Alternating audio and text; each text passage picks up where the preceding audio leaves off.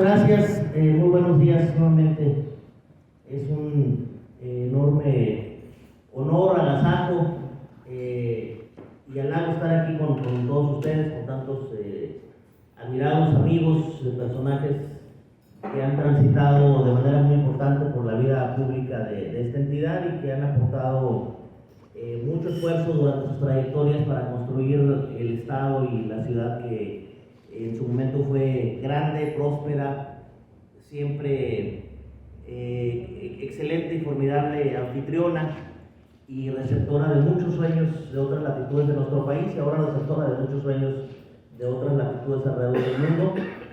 Y bueno, pues con este enorme posibilidad de platicar con ustedes, sobre todo escucharlos, que es sumamente importante para mí, y plantearles la visión desde la perspectiva del análisis muy particular de los propios paradigmas. He transitado muchísimo tiempo en esta ciudad, dándome 10 años de gira artística en otras entidades federativas y conocí otro México que para mí era impensable que existiera.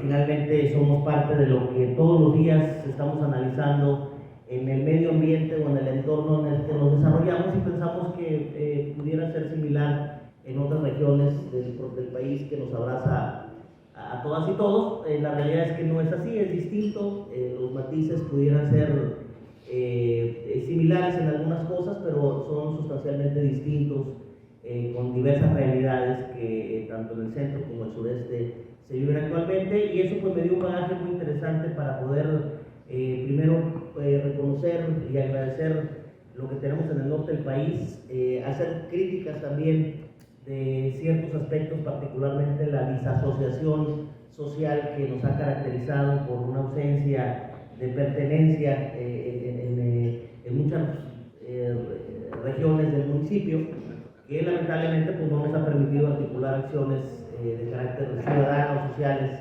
que nos permitan mejorar de manera sustancial la calidad de vida. Entonces, vamos a ir platicando. Te traigo una presentación, no sé si va a ser posible, y si no, pues me la aviento a capela, ¿no? Que quiero primero hacer una serie de afirmaciones muy particulares.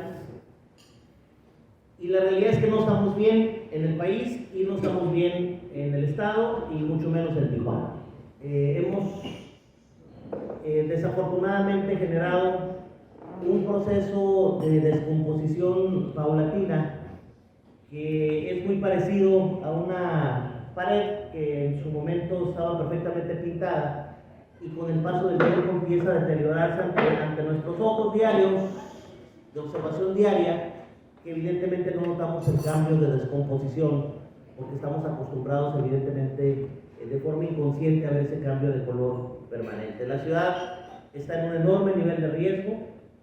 Todos finalmente concentramos nuestra energía en la persona o las personas que gobiernan el Estado y el municipio o el país, y lamentablemente hemos perdido la capacidad de autocrítica para entender una cosa: la primera, que los malos gobernantes son electos por los buenos ciudadanos que no salen a votar, y si la memoria no me pone los cuernos, es decir, no es infiel, el 38% del padrón electoral de Tijuana salió a votar en el 2021, y seguramente 1 de cada 5 ciudadanos, o 2 de cada 10, como lo quieran plantear, eligieron a la persona que está generando ahorita el destino de lo que es colectivo para todos nosotros. Y evidentemente la realidad que vemos todos los días en las calles de Tijuana es precisamente consecuencia de esa decisión del 2021, con todos los matices de carácter político, con todos los elementos nacionales, obviamente, que ustedes pues, pudiéramos, o que todos pudiéramos poner en la mesa en términos de esta visión del presidente de la República, y la avasalladora grupo político que lo acompaña, y que bueno, pues fue parte precisamente de estas decisiones que se han tomado y que pareciera pues llegarán también con mucha determinación en un tiempo muy corto. El año que entra hay otras decisiones importantes que deberemos de tomar y que evidentemente pues tendrán enormes consecuencias también para todos nosotros. En ese tenor de ideas, uno de los objetivos que nos hemos planteado, después de esta ausencia de su servidor por 10 años en la ciudad, ausencia pues parcial, porque nunca mi familia, mis hijos dejaron de vivir en Tijuana, entonces venía reiteradamente a la ciudad, reconociendo que pues, no le poníamos la atención debida a lo que estaba sucediendo hasta octubre del año pasado, que regresamos y que me encuentro con una realidad muy distinta a la que dejamos en el 2013, finales del 2013, principios del 2014, cuando transité precisamente el 6 de enero a tomar la responsabilidad de la seguridad pública del estado de Morelos, en donde después de un esfuerzo muy importante, después de un activismo ciudadano muy determinante en el 2006, con esa marcha histórica de San Quintín a Mexicali, que todo el mundo decía que estaba yo loco, pero que finalmente logramos construir un proceso de entre 35 y 40 mil personas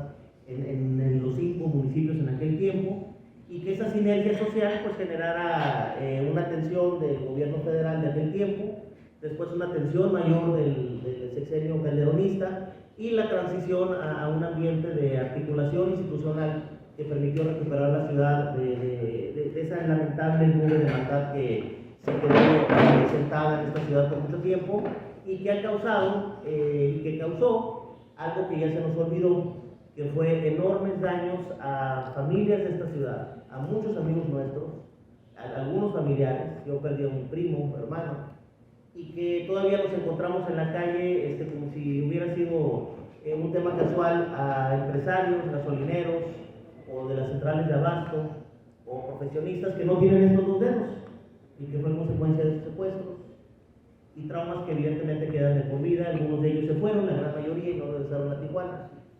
Y bueno, pues pareciera que esa nube de maldad regresa con otros matices, se asienta, y lo que tenemos cuando hay un cuestionamiento que tiene la responsabilidad de resolver problemas tan graves, tres fundamentales que me he encontrado a lo largo de estos 2 meses, 4 meses en reuniones como esta: seguridad o inseguridad, la enorme y galopante corrupción que hay prácticamente a todos los niveles, y el tema de movilidad que nos está ahogando y está obviamente manchando de manera determinante la calidad de vida que tenemos. Son 3 temas fundamentales, y de ahí podemos partir de otros más, como el tema de infraestructura, temas relativos a educación, salud, desarrollo social, cultural, pero esos 3 grandes problemas son los que de alguna manera han transitado.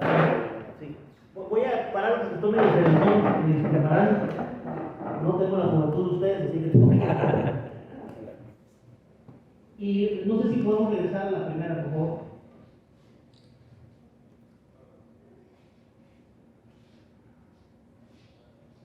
No quise la tiempo, no quiero poner limón a la herida, pero sí, yo creo que sí es importante que entendamos que la situación que estamos viviendo ahorita es sumamente vergonzosa para nuestras generaciones.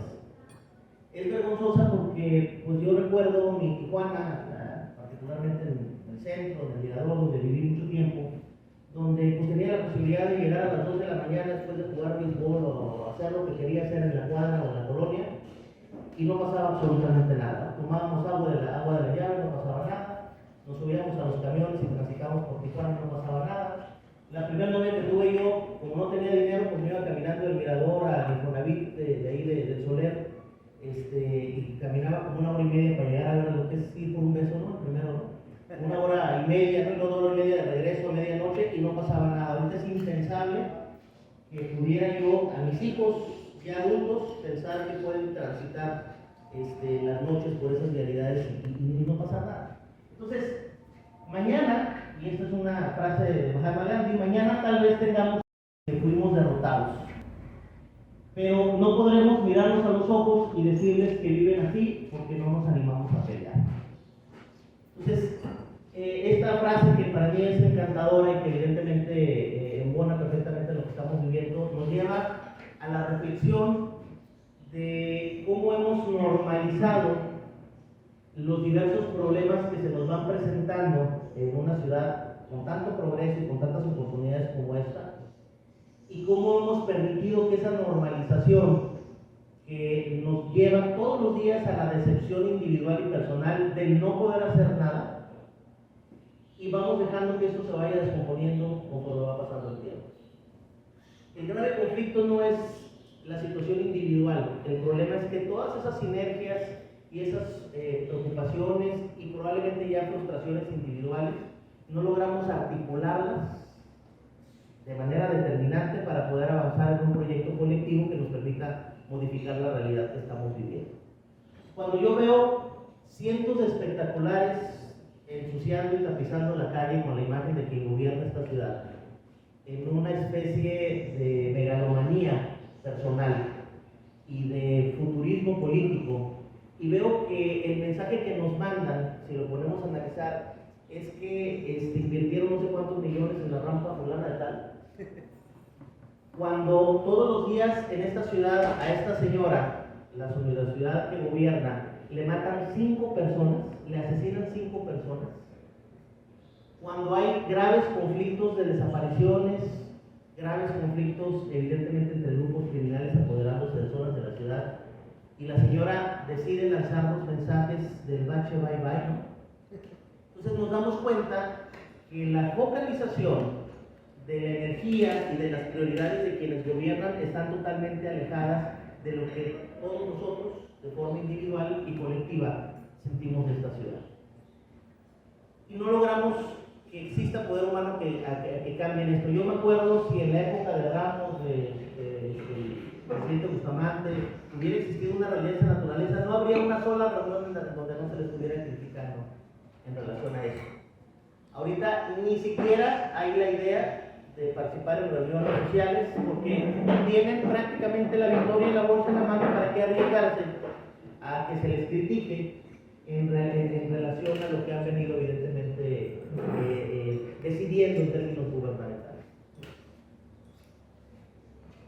Y en ese tenor de ideas, pues yo quiero plantearles la realidad que estamos viviendo. Esto es un escenario y un reflejo de lo que se vive en el ámbito nacional. México está transitando por uno de los niveles más desafortunados en materia de violencia. Sí es cierto que es una herencia, pero también es cierto que las malas decisiones de este gobierno han incrementado los costos de esa herencia maldita llamada violencia, y que las decisiones que se han tomado han ido en sentido exactamente contrario de lo que se debió haber hecho a partir del 2018 para resolver estas cosas. Son exactamente los mismos esquemas que han provocado la violencia en la historia de México, los temas de carácter económico y sociales, insuficiencia del sistema educativo, la descomposición institucional, el deterioro del tejido social, la crisis de valores cívicos, el fenómeno de las adicciones y lo obsoleto o lo anacrónico de nuestro marco legal. El gobierno federal planteó un cambio de paradigma totalmente distinto a las administraciones anteriores, con la convicción de que la violencia, la inseguridad y la violación regular de los derechos humanos que padecen los ciudadanos en el país es el síntoma de una crisis más profunda y como tal debía atenderse. Probablemente el diagnóstico sea correcto, pero tomar la decisión de desaparecer lo que habíamos construido por 20 años, que era la Policía Federal, y crear una institución que en cualquier lugar del mundo tardaría cuando menos 30 años para verdaderamente fructificar en una institución sólida como es el tema de la Guardia Nacional, pues ha sido una decisión totalmente equivocada. Sí, por favor. Y esto nos tiene inundados de un desánimo y de un empoderamiento del crimen organizado como nunca. Entonces esta política llamada burdamente abrazos no balazos, desde la principal tribuna del país, ha generado un debilitamiento de las instituciones policiales inédito, tanto federales como locales, ha provocado una limitada reacción ante el avance del crimen organizado en los municipios del país. Yo quiero decirles que el año que entra tendremos las elecciones más sangrientas. Quisiera equivocarme, pero tengo que darles la visión técnica de lo que nosotros desarrollamos. Las elecciones más sangrientas en la historia de México. Vamos a escuchar decenas, centenares de asuntos relacionados con homicidios, sectores políticos y candidatos de todos los frentes políticos, pero principalmente los de oposición. Hay policías locales temerosas por el escaso apoyo federal, como la que tenemos en esta ciudad, lamentablemente, que yo dirigí. Soy el único tijuanense que la ha dirigido 2 veces y no puedo creer lo que estoy viendo de la inacción y la cobardía a la que nos han llevado en los últimos años. Un empoderamiento del crimen organizado permanente. Aquí ya pueden escuchar que los grandes señores son los grandes capos que dominan algunas regiones, Camino Verde, la zona norte, este, el este de la ciudad, poca confianza de la ciudadanía hacia las corporaciones policiales, una falta de continuidad por los cambios de gobierno, incertidumbre constante en los cuerpos policiales en su vida laboral y cotidiana. Nos acaban de matar a Mario Martínez, uno de los mejores policías que ha tenido la historia de Tijuana, y nadie dijo nada. Y eso es sumamente doloroso, no se vale, y creo que es muy ingrato de los tijuanenses, evidentemente, no levantar la voz ante un hecho de esa naturaleza. Cooptación ilegal del poder político, una falta de planeación estratégica en el servicio de policía, falta de educación básica, capacitación y profesionalización en las corporaciones policiales. Estos temas no son nuevos, son históricos, son problemas endémicos que tienen mucho tiempo en nuestro país, pero lo que sí hay que reconocer es que se han catapultado desde el 2018 para acá. Es dimensionalmente peor a lo que teníamos anteriormente. Este es un comparativo de dos visiones encontradas en Latinoamérica: la de abrazos no balazos contra el régimen de excepción de Nayib Bukele, el presidente de El Salvador, con evidentemente análisis muy concreto en términos de las dimensiones de población que hay en El Salvador con México, pero es importante analizar las decisiones que se han tomado. El Salvador es como Jalisco, ¿no? El nivel de población. Allá tienen el 1% de la población en la cárcel después de esta decisión. 64,000 presuntos delincuentes están encarcelados, llevan 204 días no continuos, pero sí es histórico que, imagínense que en México hay un día que no tengamos un homicidio, sería impresionante, ¿no? Allá llevan 204 días sin homicidios, una disminución de la tasa de homicidios por cada 100,000 habitantes. Esto sí es muy importante. De 60 en 2017 a 7.8 para el 2022. Allá los delincuentes son considerados como terroristas. Yo estuve hace 2 meses, 3 meses en Cali, invitado como jefe policial mexicano a un foro de seguridad en Cali, Colombia, y mi compañero de mesa era el ministro de Justicia de El Salvador, y me aventé uno de los tiros más sabrosos que yo recuerdo en este tipo de foros, o por lo menos en mi vida, porque fue sumamente sustancial. Evidentemente me dejó con la boca abierta en términos de lo determinantes y la visión casi fascista que tiene en materia de seguridad, pero pues es poco criticable el resultado, ¿no? O sea, finalmente les ha funcionado. Hasta dónde vaya a llegar no lo sé. La justicia para ellos es la exterminación de los terroristas y la violación reiterada de los derechos de los presuntos delincuentes. Pero si nos vamos a México y analizamos los mismos conceptos, veremos que hay un desmantelamiento de la Policía Federal y la creación de la Guardia Nacional para enfrentar una violencia galopante. 5 años después, las organizaciones criminales han ampliado su alcance. Hay una tasa de aumento de 14.74 en 2015 de homicidios por cada 100,000 habitantes a 23.80. Aquí los delincuentes, y esto es muy importante subrayarlo, son víctimas del neoliberalismo.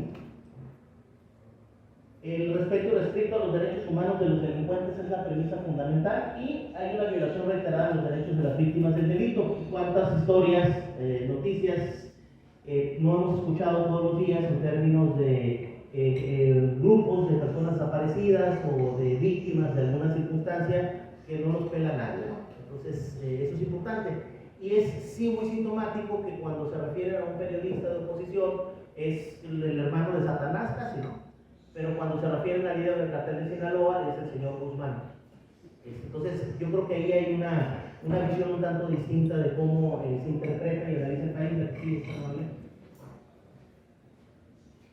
En ACE Consultores, yo vivo en una consultoría donde tengo 3 socios, un general retirado de Colombia, que trabajó 36 años en la Policía de Colombia, que lo conocí hace muchos años, es uno de mis socios. Otro es un personaje muy importante en la área de inteligencia del país, que ya también está retirado. Otro es un periodista muy famoso, y aquí hacemos una serie de análisis y nos metemos a fondo para analizar la violencia. Y tengo, por ejemplo, un diagnóstico muy claro de las 32 entidades federativas. El de Baja California es fabuloso, obviamente es el que más me interesa, y lo que hemos analizado en Tijuana es importante, pero quiero darles datos generales de lo que hemos encontrado, que no hay nadie, ni institucionalmente, ni en el sector privado, a través del análisis o de la consultoría, que haya puesto estos temas en la mesa. Nos tardamos 7 meses en llegar a este análisis que se llama el crimen organizado en México, y encontramos varios aspectos que quiero compartirles. El primero es que en México existen 175 organizaciones del crimen, para la redundancia, el crimen organizado. 175 organizaciones criminales organizadas en el país. 165 de ellas son regionales pero muy poderosas. 10 de ellas podrían tener un alcance en 3 o más estados del país. 28 entidades federativas tienen presencia en el cartel de Jalisco Nueva Generación, 24 del cartel de Sinaloa, luego se desploma a 10 del cartel del Noroeste, que es una escisión de los Zetas, los Golfos y los carteles de Tamaulipas, que es muy poderosa, es más poderosa que ellas, y luego nos vamos al cartel del Golfo, y luego nos vamos a los grupos michoacanos. Aquí hay grupos regionales muy importantes. Nuestros vecinos de Sonora están viviendo prácticamente una repetición de lo que el ambiente en Sinaloa se generó por décadas. Ahora Sonora prácticamente está tomando lamentablemente ese canal. Ahí hay dos grupos muy importantes, los Salazar y los Caborca, que ya tienen presencia en Mexicali, por eso la violencia de acá de nuestro municipio hermano. ¿Qué han generado estas organizaciones? Bueno, tienen 81% de presencia, pero de presencia en el 81% del territorio nacional. Ojo, presencia, no control. Pero implica que quieren tener el control. Tienen presencia en el 81% del territorio nacional, y en ese 81% vive el 86% de la población mexicana. Esto corresponde al 60% total de los municipios del país. Los otros 40% es el 14% restante del país. ¿Cuáles son las actividades que están desarrollando? El control de las actividades económicas ya esenciales. El narcotráfico ya ha votado, probablemente las otras actividades ya sean económicamente más importantes que el narcotráfico, y es una cosa que no nos hemos dado cuenta. Seguimos pensando que el problema es el narcotráfico, no lo es así ya. El control de las actividades económicas esenciales, producción, transporte y comercialización de productos básicos, el cobro de piso, no sé si ustedes sepan que eso existe en Tijuana, la extorsión, el secuestro y cuotas a la comercialización e importación. Aguacate, limón, minerales, entran productos del extranjero, por eso Colima está tan violento como está ahorita, por el tema del puerto Manzanillo. Es un control territorial importante. La 5.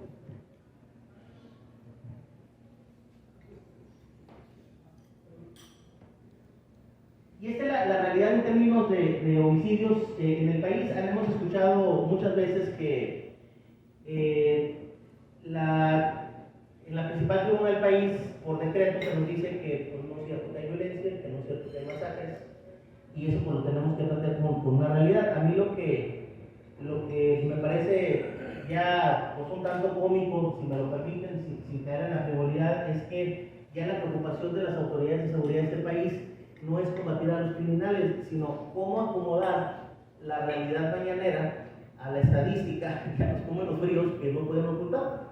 Entonces, el presidente dice que no hay masacres, ¿cómo matizamos lo que es masacre? Entonces, y ahí empieza una serie de argumentos técnicos poco entendibles, pero la realidad es esta: si la tendencia sigue como va y no hay absolutamente nada que me diga lo contrario en términos de una acción institucional distinta, esta sexenio va a terminar el año que entra con 205.472 homicidios, contra 157.000 del presidente Peña Nieto y 121.000 del presidente Felipe Calderón. Esto representa un 31% más que en el sexenio anterior y 69% más que en el sexenio más satanizado por la actual administración, es decir, casi 70% más homicidios, en donde se decía que había una violencia incontrolable.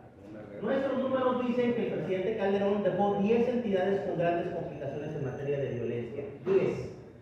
El presidente Peña Nieto dejó 19 y la actual administración ya lleva 29 entidades con grandes complicaciones criminales. Únicamente se salvan Tlaxcala con sus asegúnes por el tema de la trata de personas, pero Tlaxcala se salva Yucatán y se salva Campeche. Durante esta administración estatal, ya vamos un poquito ya regionalizando el tema de California, pues han transitado 3 fiscales, 2 secretarios de seguridad pública, y bueno, pues lo teníamos que tener en primer lugar, y lamentablemente es en el tema de homicidios. Somos la entidad con cifras absolutas en términos de homicidios en agosto del 2023, con más homicidios en el país, pero fíjense quién nos sigue. Nosotros tuvimos 230 homicidios, contra Guanajuato 218, Estado de México. ¿Tienen idea de las dimensiones de las diferencias de población que tenemos con el Estado de México? Con 209, y luego nos vamos a Chihuahua con 187, Guerrero, Morelos, Michoacán. el otro día me preguntaba alguien, oye, fíjate que voy a ir pues allá a tu segunda tierra, a Quintana Roo, pero estoy muy preocupado. ¿Estás preocupado? Porque es que estoy preocupado por la violencia. Y le dije, ¿dónde vives? En Tijuana. Le dije, no manches. No piedad. O sea, no, estoy preocupado por la violencia que hay en aquella zona, ¿no? Y estamos peor en términos numéricos de lo que pasa en Gaza. O sea, esa es la realidad. La que sigue, por favor. Ahora, en Tijuana, esta es la realidad. Hoy a las 6 de la tarde tuve la amable invitación de organizaciones de la sociedad civil para ir a la glosa ciudadana del informe. Vamos a estar a las 6 de la tarde, ojalá nos puedan acompañar, si no les mando la presentación. Los descubrimientos son impresionantes, ¿no? En términos de lo que se informa versus la realidad y versus lo que se debiera informar. Y la frivolidad en el manejo de números y la forma en que nos hacen tarugos a todos, queriéndonos plantear una realidad que pues nada más vive en la mente de quienes gobiernan. El total de delitos en el 2022 contra el 2021 aumentó 8.64, pasó de 43.000 a 46.822. Las víctimas de homicidio aumentaron 4% de 1974 a 2050. Hay un aumento del secuestro de 10 a 12 año con año, es decir, ya tenemos uno mensual. El robo de vehículos aumentó 1.46 de 6.762 a 6.861. El robo en la vía pública aumentó 13%, de 2.286 a 2.593. El robo a casa habitación disminuyó de 895 a 794, es un 11%. El robo a negocio 23.60, de 2.725 a 2.082, bajó. ¿La que sigue, por favor? Bueno, y este es un tema que sí se los quiero dejar porque creo que es importante tenerlo presente. El análisis mundial para revisar el nivel de violencia en una ciudad no son ni los robos, ni los secuestros, ni las extorsiones, ni los fraudes. El análisis de la violencia de una ciudad se circunscribe única y exclusivamente al tema de los homicidios. Es lo que nos revisa a nivel mundial. Y tenemos prácticamente 6 años en el top 5 de las ciudades más violentas del mundo en ese análisis. Un dato muy interesante. El simple hecho, pues les voy a explicar el análisis del tema de cada 100.000 habitantes. Es decir, Tijuana tiene 1.9 millones de habitantes según el INEGI. Se divide la cantidad de habitantes por el número de homicidios y te sale el porcentaje de cada 100.000 habitantes, cuántos homicidios hay por cada 100.000 habitantes. Lo mismo sucede en Estados Unidos. México trae un promedio de 27 homicidios en todo el país por cada 100.000 habitantes, según los 130 millones y la cantidad de homicidios que tenemos. Estados Unidos tiene el 25% de lo que tenemos nosotros, es decir, 6 homicidios por cada 100.000 habitantes. En Europa, los homicidios son 0.91 por cada 100.000 habitantes, ni siquiera llegan a 1. 0.91.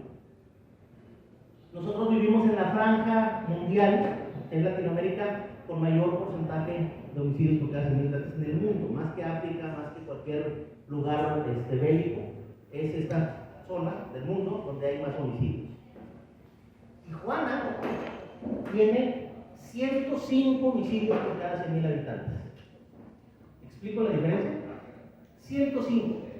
Tenemos 4 veces más que la media nacional mexicana, 15 veces más que Estados Unidos y evidentemente 105 veces más que Europa. El simple hecho que hacemos muy seguido los bajacalifornianos, particularmente los tijuanenses, de cruzar de Tijuana a San Isidro, implica que en el momento de poner un pie en San Isidro tienes 15 veces, no 15%, 15 veces menos posibilidades de ser asesinado. Cuando haces lo contrario, cruzas de norte a sur, hay 15 veces más posibilidades de ser asesinado.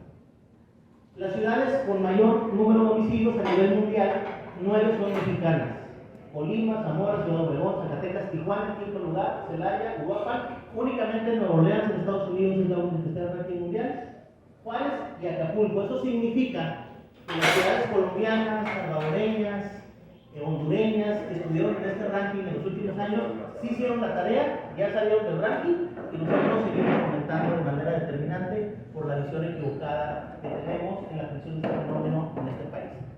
La gran tragedia mexicana en términos de seguridad y de procuración de justicia es que esos dos temas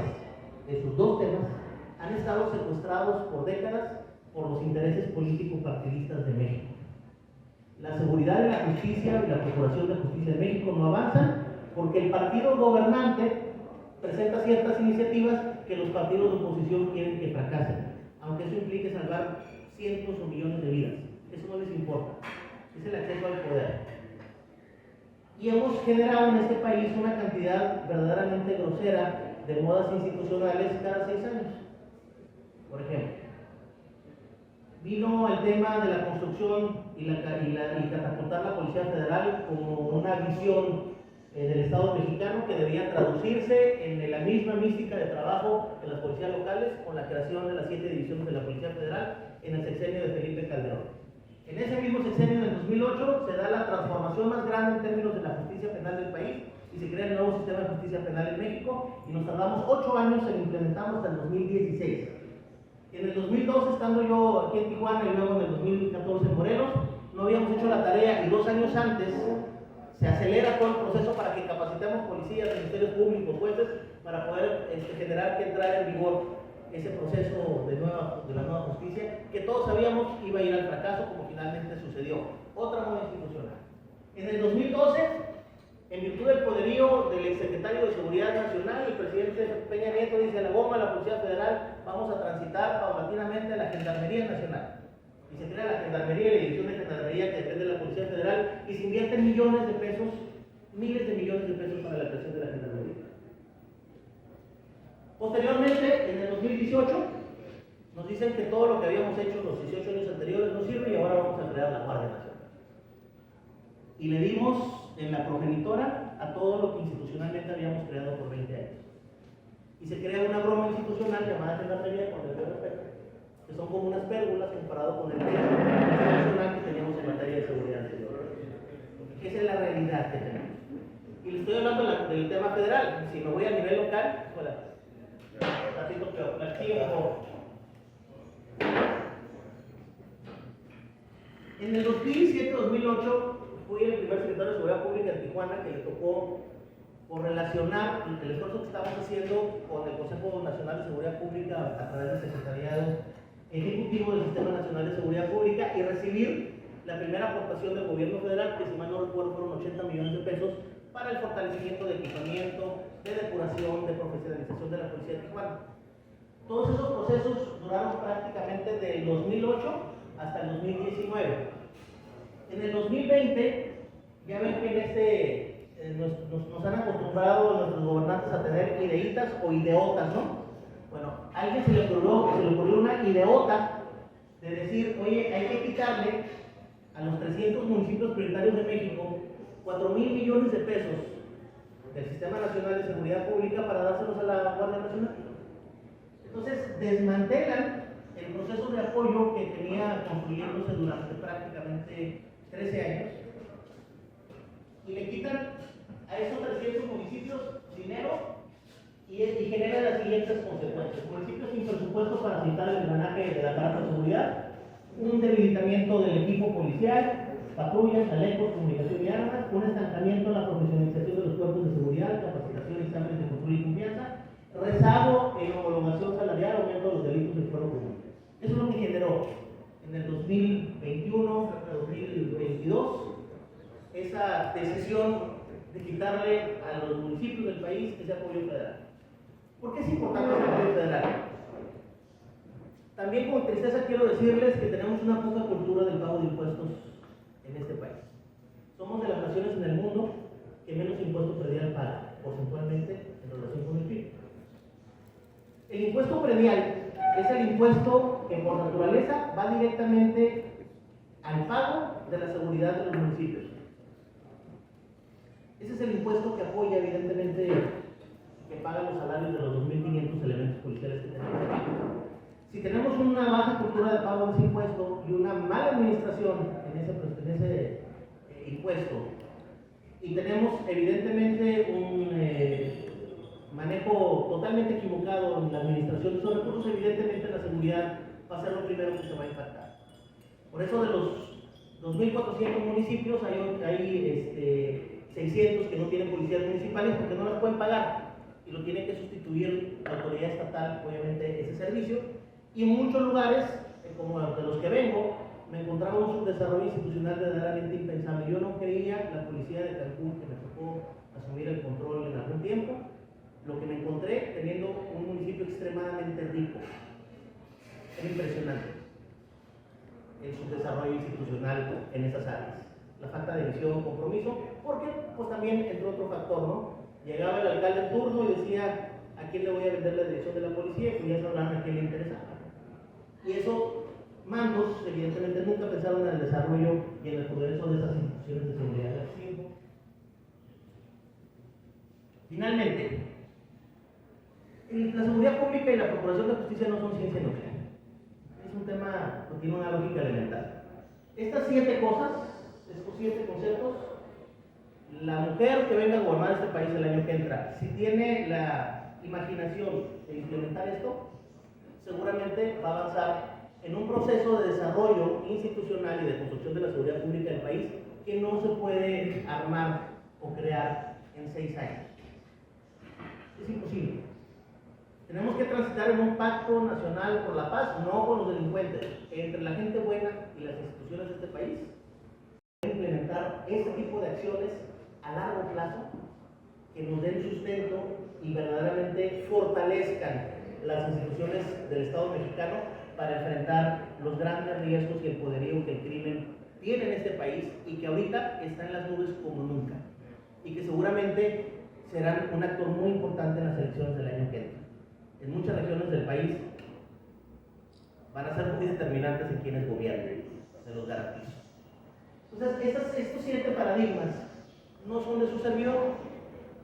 Después de transitar muchos años en el activismo social y luego en las instituciones de seguridad pública, pues yo traía una visión de las cosas y gracias a un empresario, Víctor Sánchez, dueño de Jardines de México en Morelos, que también es compadre mío, le digo, oye, compadre, yo estoy muy preocupado porque estoy viendo que pues, no hay una propuesta sólida de quienes quieren gobernar este país. Pues vamos haciendo un evento que se llame la seguridad pública, que a México le urge, lo hicimos en el 2018, en febrero del 2018, e invité a 40 personalidades que yo admiro muchísimo en temas de seguridad, procuración de justicia, en tres campos, en la función pública, funcionarios y exfuncionarios, en el activismo social, Mariana Morera, la señora Wallace, Alejandro Martí, y otros más, y en el tema de la academia, quienes han escrito libros y análisis. Entonces, esas 40 personas entraron a este proceso 2 días, ahí en el presidente intercontinental. Entonces, el que no era especialista en el sistema penitenciario era especialista en prevención del delito, el que no era especialista en policías municipales era especialista en temas de investigación. Entonces les dije, miren, ustedes son especialistas en 1000 cosas, pero yo nada más quiero saber una cosa, les vamos a pagar 30,000 pesos para que nos contesten una pregunta. Si tú fueras presidente o presidente de México, ¿cómo resolverías el problema de violencia y inseguridad que tiene el país? Y de esas 40 respuestas que se dieron en presentaciones, que las concentramos en 94 páginas, en una síntesis de 94 páginas, surgen estas 7 coincidencias. Los 40 coinciden en estas 7 cosas. Entonces, pues las hice mías, las hemos venido promoviendo, se las entregamos a Alfonso Durazo en su tiempo, y pues así como las tomó, pues creo que las echó el cesto a la basura, no implementaron absolutamente nada, fueron en sentido contrario, y eso ha sido una gran tragedia.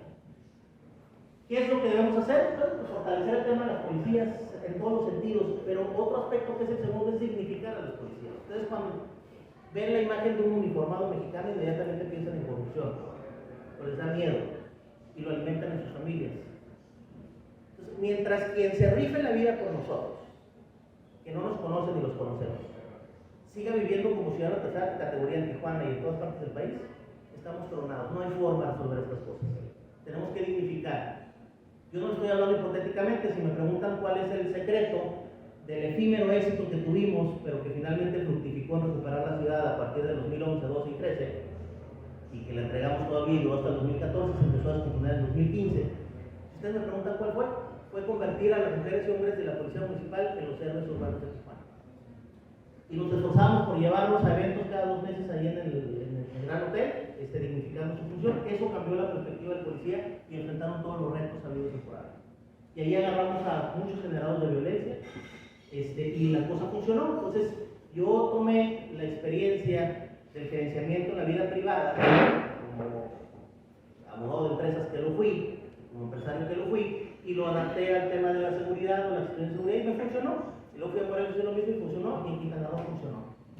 digan, los números hablan.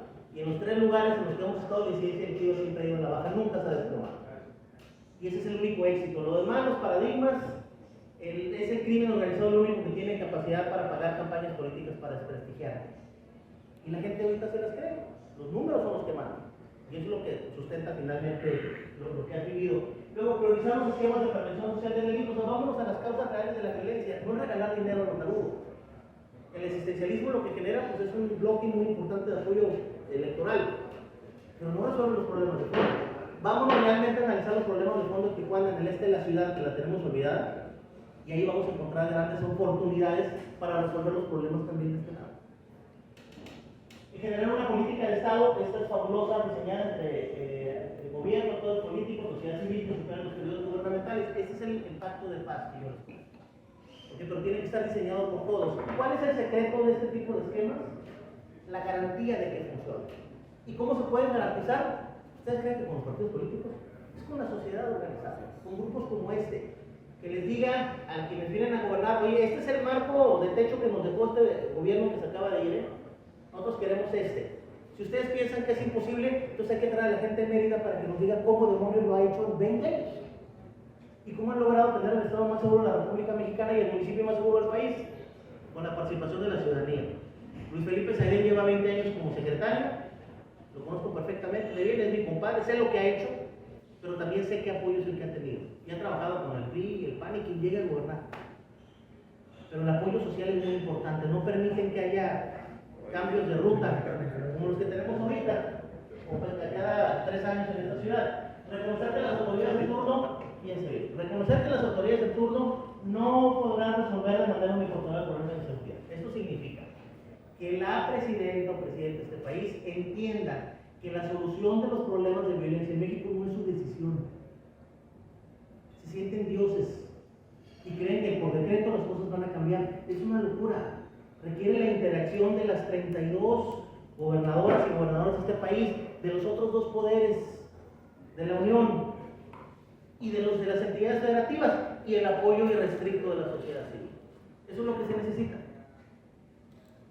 Yo puedo ver muchas bondades y algunas críticas en todos los gobiernos, en todos los sexenios. Creo que en el de Felipe Calderón fue donde más inteligencia hubo en el tema del cambio gerencial en las policías. A pesar de lo estigmatizado que está. Para mí es el mejor. Pero yo se lo dije al presidente Calderón, con una buena amistad con él, le decía, oye, presidente, yo creo que sí la cajeteamos en algo, presidente. Y me decían que usted se autoendosó el problema de los homicidios como una situación del presidente de la República. No es cierto. El problema de los homicidios del país es una responsabilidad compartida, pero inicialmente de las y los gobernadores de cada entidad federativa.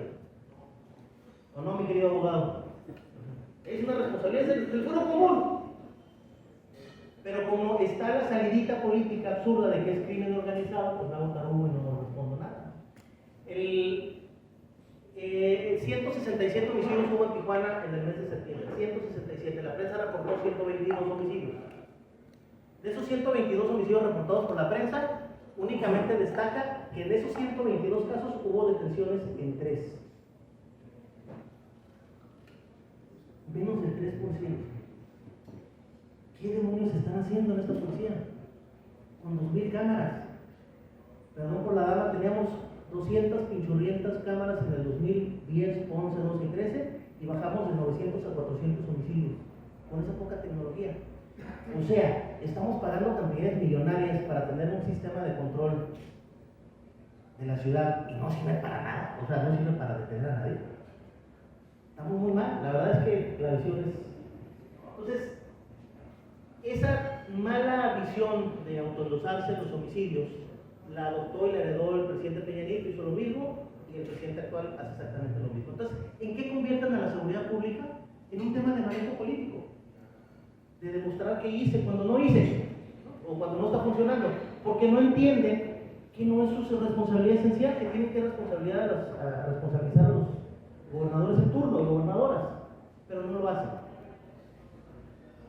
Llamar al Congreso a generar reformas en cuanto a la definición del gerenciamiento policial, sea como sea. México necesita 32 trajes a la medida para resolver cada uno de los problemas locales. No puede ser la misma visión nacional para todos los 32 estados, es distinto.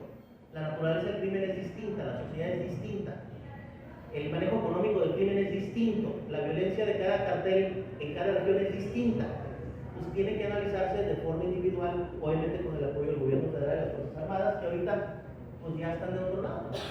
Y finalmente, transitar un nuevo paradigma para analizar el tema del consumo de drogas. Tenemos que ver cómo le vamos a cambiar el tema a esto y quitar un poquito esa capacidad económica que ese rubro delincuencial genera. Yo estoy convencido que sí se puede. Es muy difícil agarrar y convencer a ciudadanos de todo el país a adoptar esto. No nos da tiempo, no tenemos lana. Es muy complejo. Todo el mundo está asustado. Si los grandes empoderados de este estado y del país se han quedado callados ante las amenazas a la democracia, a las instituciones del Estado mexicano, y han sido vulnerados, y ellos se quedan callados, pues ¿qué pensará aquellos que vivimos en la Norita? Bueno, o sea, ¿cómo nos vamos a enfrentar, no? Pero yo una vez me decía mi padrino Gustavo Camarena Salinas que su papá, don Salvador, le decía una cosa, decía: es importante que la familia se mantenga unida. Cuando yo me vaya, le decía, porque ustedes son como varitas, cada uno hicimos una varita. Entonces cuando se enfrentan a algo y es más poderoso que ustedes, los va a romper. Y los rompen de manera individual. Entonces siempre me quedó esa idea de lo importante que es la unidad, sobre todo cuando me tocó encabezar la movilización social ciudadana más importante en la historia de Baja California. Y lo que hicimos fue juntar todas las varitas. Y cuando nos quisieron romper, no pudieron. Tuvieron que seguir a las varitas. Entonces, yo creo que podemos dar un gran ejemplo en esta ciudad de civilidad, de compromiso, de patriotismo, y no aceptar la realidad que estamos viviendo, ni tampoco quedarnos callados por conveniencia de las enormes estupideces que nos informan todos los días quienes tienen la obligación de llevar los destinos de 2 millones de habitantes. Yo estoy seguro que por ahí hay forma. No hay que preocuparnos en quiénes lo hagan, hay que preocuparnos colectivamente en qué es lo que queremos como tijuanenses, cómo lo vamos a hacer, cuándo lo vamos a hacer, y eso nos va a decir quién lo va a hacer. Nos hemos llevado por años y décadas pensando en quién, y pensamos que porque la persona es importante o guapo o guapa va a resolver las cosas. No lo va a hacer. Van a entrar a un dinamismo político que ustedes lo conocen perfectamente, y que eso evidentemente puede generar cambios y distorsiones en tus decisiones, en tu ideología y en tu vocación de servicio. Les agradezco mucho y encantado de hablar con ustedes.